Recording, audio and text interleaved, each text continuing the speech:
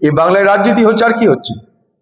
প্রথম দিন থেকে তো বলছি আমরা যে এসআইআর, রাহুল গান্ধীর নেতৃত্বে এসআইআর বিরোধিতা করা, কোর্টে যাওয়া, সবকিছুর বিনিময়ে এসআইআর প্রক্রিয়াটা সহজ সরল করতে বাধ্য হয়েছে নির্বাচন কমিশন। এই এসআইআর প্রক্রিয়া যে পদ্ধতিতে হচ্ছে, এত ডকুমেন্ট, তা যেন না হয়। প্রথম দিন থেকে রাহুল গান্ধীর নেতৃত্বে কংগ্রেস তার আন্দোলন করছে। পশ্চিমবঙ্গ সরকার প্রথমে বলল আমরা এসআইআর করতে দেব না, এসআইআর করলে নাকি রক্ত গঙ্গা বইবে। এসআইআর কে বাধা দেওয়ার জন্য না বিধানসভায় কোনো প্রস্তাব পাশ করলো, না কোর্টে গেল।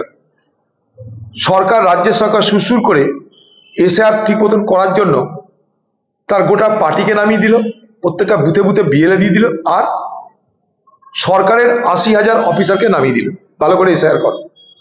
সব যখন হয়ে গেছে, নিমন্ত্রণ খেবার উঠবার সময়, হাত দেওয়ার সময়, তখন দিদির মনে হয়ে যাবার চিঠি লিখি নির্বাচন কমিশন। এবার চিঠি লেখা শুরু করল। কিন্তু এত পরে কেন?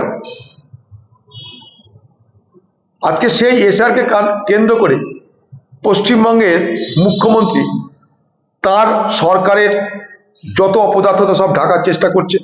রুটি রুজি, শিল্প, কাজ কাম, তা নিয়ে আলোচনা নাই।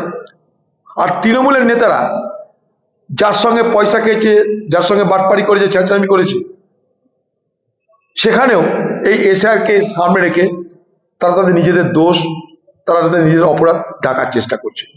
তাই এসআইআরকে সামনে রেখে এই বাংলায় মৃত্যুর খেলা চলছে, চিটিংবাজির খেলা চলছে, আর সাধারণ মানুষের ঝঞ্ঝাট বাড়ছে।